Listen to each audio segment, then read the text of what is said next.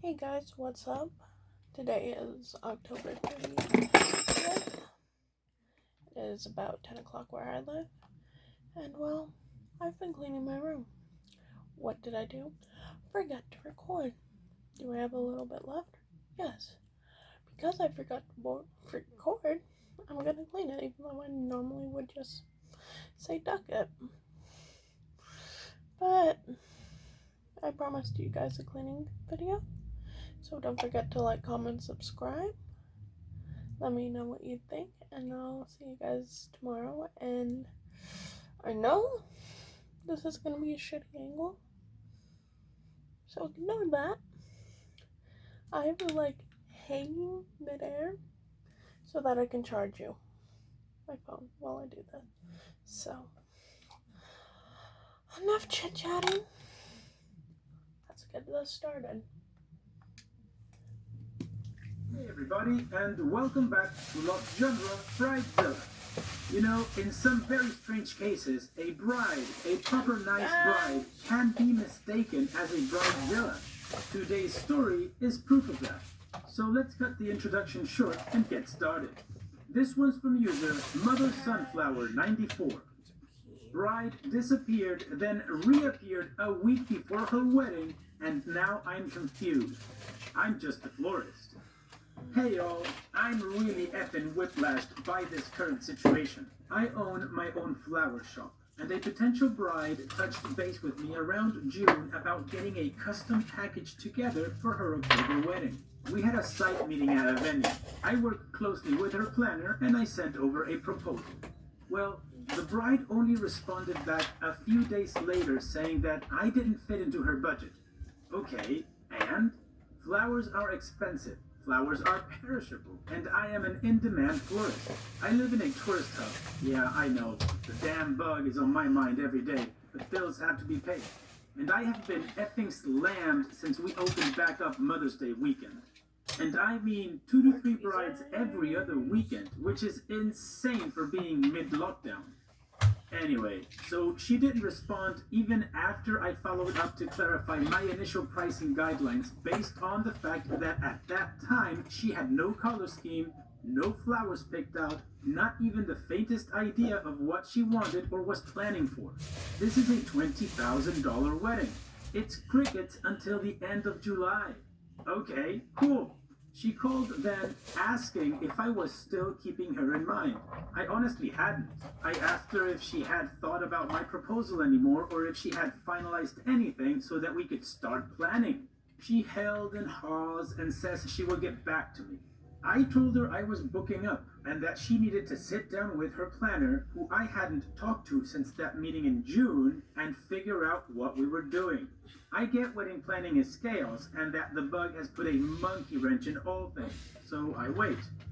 More crickets until mid-August when I send out an obligatory email checking in, asking if there's any info or if I could assist in pushing her along to getting things actually on my board and in my account because I don't order crap until I'm paid. More effing crickets.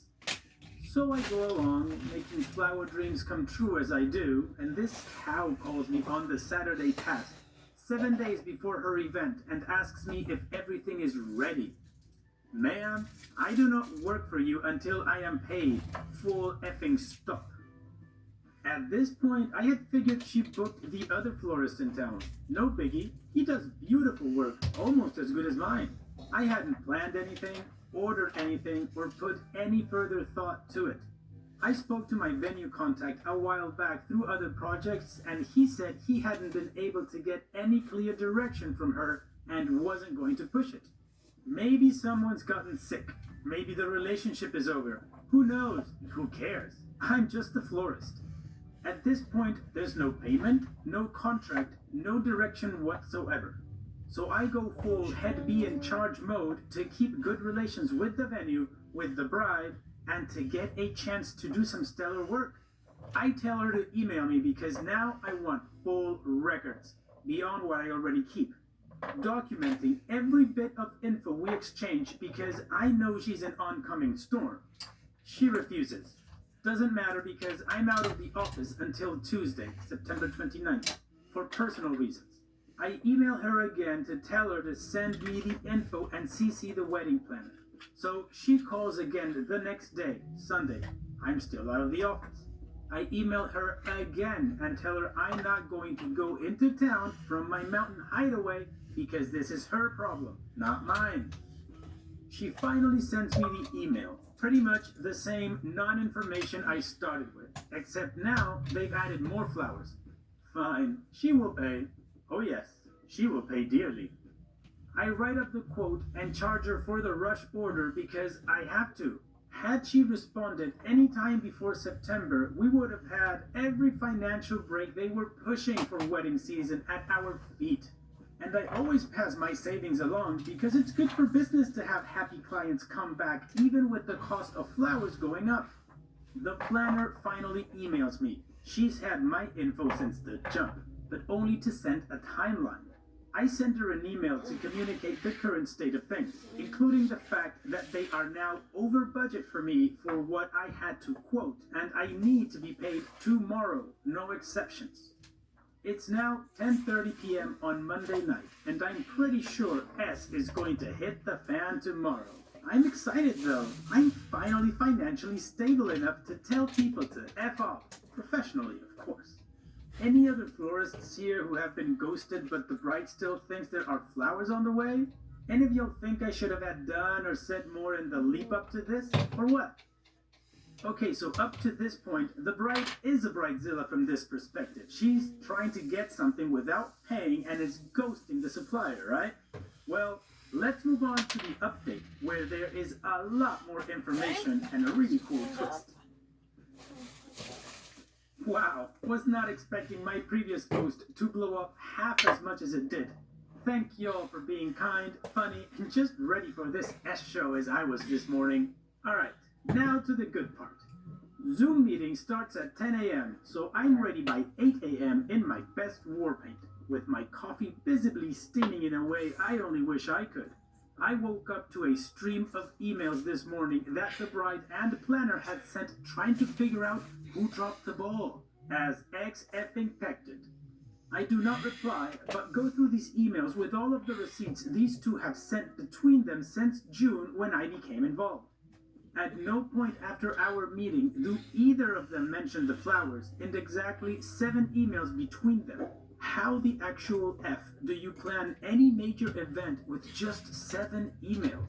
I usually average about 20 to 30 emails with my brides, and I just do the flowers, so I already know this is going to be a mess. They've CC'd everyone involved. The venue, the caterer, the photographer, and the band. Sweet Jesus. I call my venue contact prior to this meeting, and he simply asks, "What the F?" As I ask him if he saw any mention of me at any point past June in these emails, or if they had even mentioned anything in their communications with him.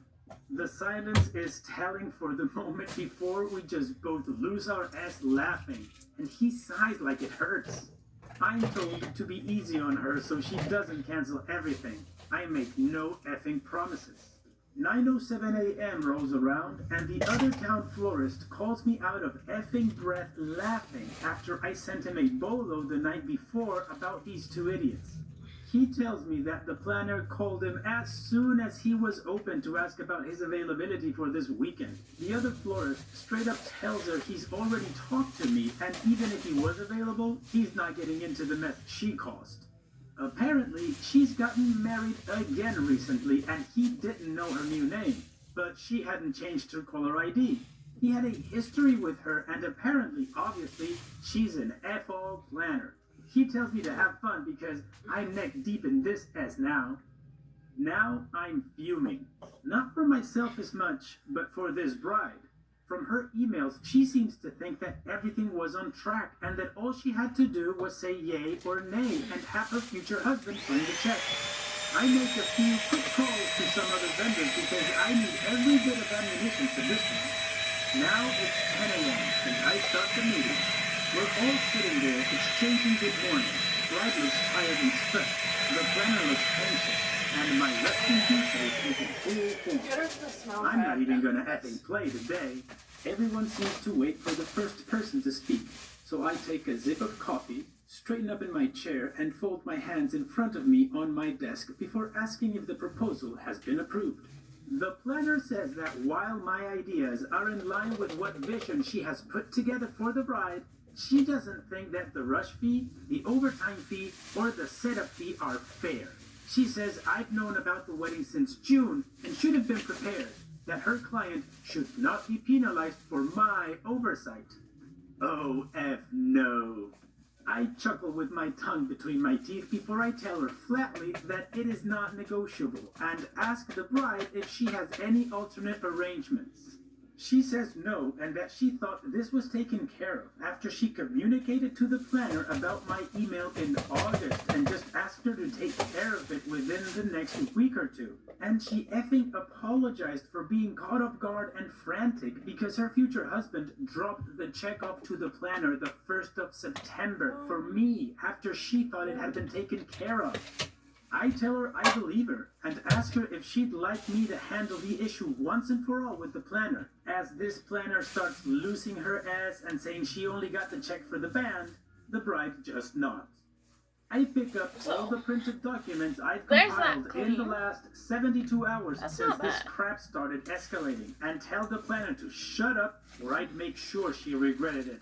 She looks caught the F out because of course she knows who I am. I'm the only black female business owner in my area, and I've moved differently. I'm a local effing legend, and we all know it. I ask her, how am I supposed to be on retainer when I haven't been paid and have